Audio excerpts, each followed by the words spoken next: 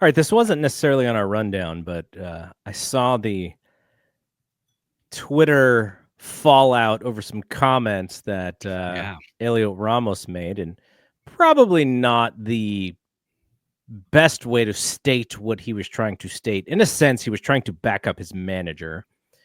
I guess there is a frustration maybe over Bob Melvin being so cool, calm, and collected as the Giants are losing all these games and not yelling and screaming and asking stuff of people.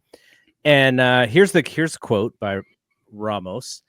He said, "Outside people don't know anything. That's the type of person he is. That doesn't mean he's not a great manager. When we're winning, everyone is on our side. Now it's like all the fans are against us and all that. I don't get it. We're here and we know what's going on. We know what we're feeling. We know what we're working for, but fans are going to be fans. We can do nothing about it." What do you think about those comments? I mean, you can do something about it, right?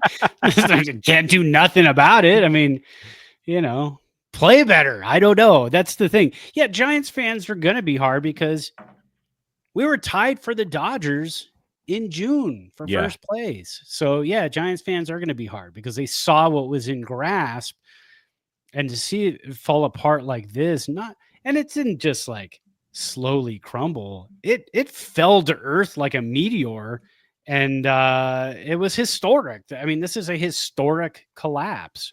How bad they've been playing at home.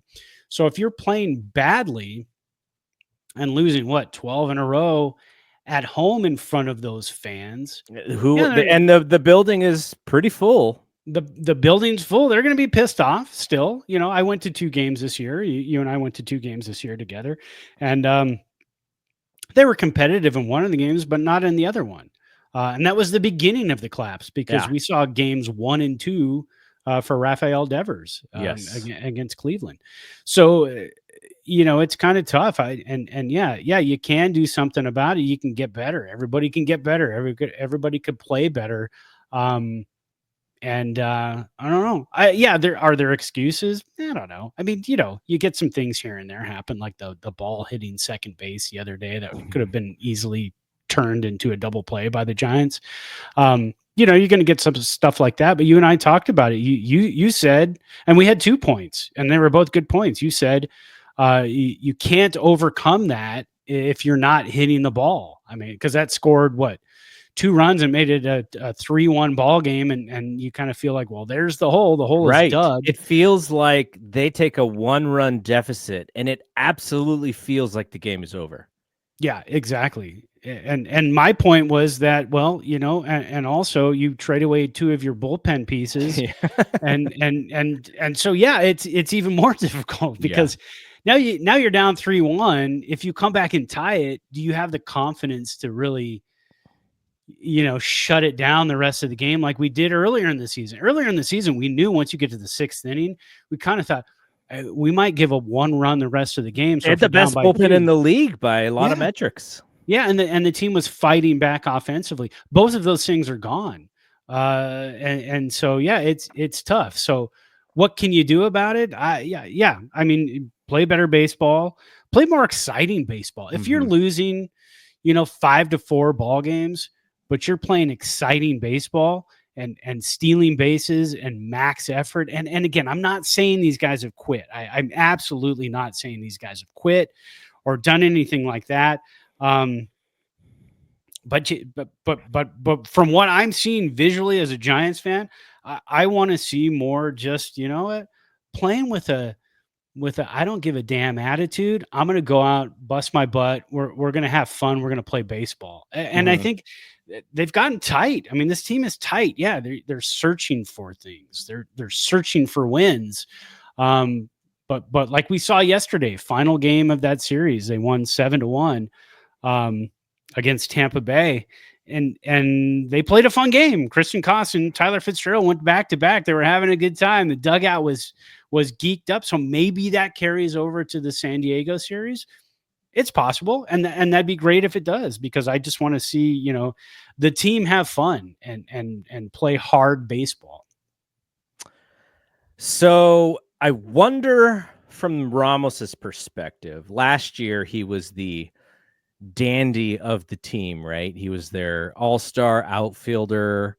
He was a great story, not even making the team out of camp and then having to join the team and then making the all-star game.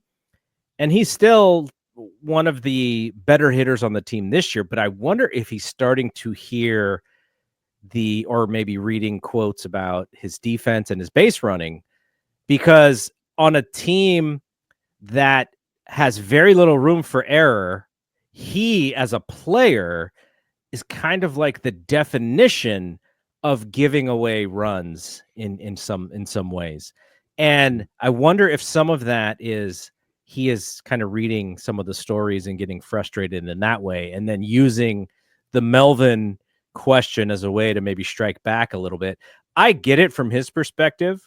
Sure. He's got to be frustrated with how he's playing in some of these games.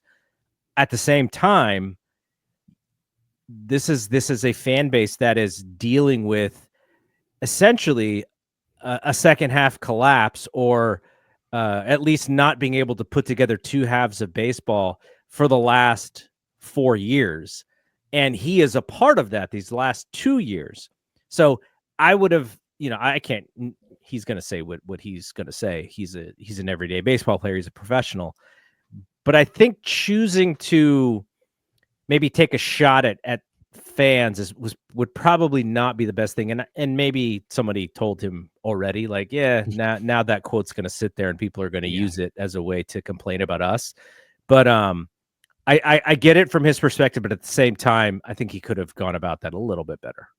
Yeah, I think so. And again, I don't know. I don't know what his intention was with that, other than, yeah, hey, people are taking shots at my manager. It's not my manager. People aren't in the clubhouse, so they don't know the situation. I mean, maybe that's a better way to word it. They're not in here every day. They don't know our conversations.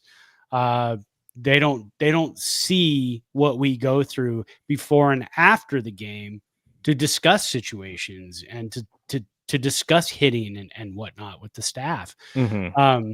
You look at Ramos, first half, he was a 262 hitter with a 762 or 766 OPS. Second half, 275 with a 659 OPS. No home runs in the second half. All of his home runs were in the first half. And young guy and still working. And like you said, a frustration of the second year in a row, a second half collapse for this team and for him. He's slowed down in the second half 2 years in a row, and we're waiting to see. Not only are we waiting to see the complete season Giants, we're waiting to see the complete season Heliot Ramos as well. I was calling last week for, maybe he's a trade candidate in the offseason. This doesn't, I don't think this changes any of that, obviously. Yeah. And the reason I think so is because maybe defensively with what the Giants have now, maybe he's not a fit for this team. And because you want to move possibly Jung-Hoo Lee to left field, you want to get a solid center fielder. So maybe Ramos is a package deal. He's got 4 years left of control. And that is the attractive part about if he is going to be trade bait. And maybe he's a package deal to Cleveland to get Stephen Kwan in center field, and Kwan's got 2 years left of control. Mm-hmm. So, I mean, it's not, I threw that out there to somebody on Blue Sky, and they, like, why would Cleveland do that? Well, I mean, if you're throwing Ramos and a couple other players into it, and Ramos is going to be your DH, and he could use that left field wall in Cleveland, that's attractive. I mean, it really is attractive. Because again, you've got him for 4 years, so you can see what you have. You're going to lose Kwan maybe in 2 years if you don't lock him up. Yeah. If they want to lock Kwan up, they will probably keep him. Sure. But if that's the goal, if it is not the goal, if they don't see that as the future, then it could be an option.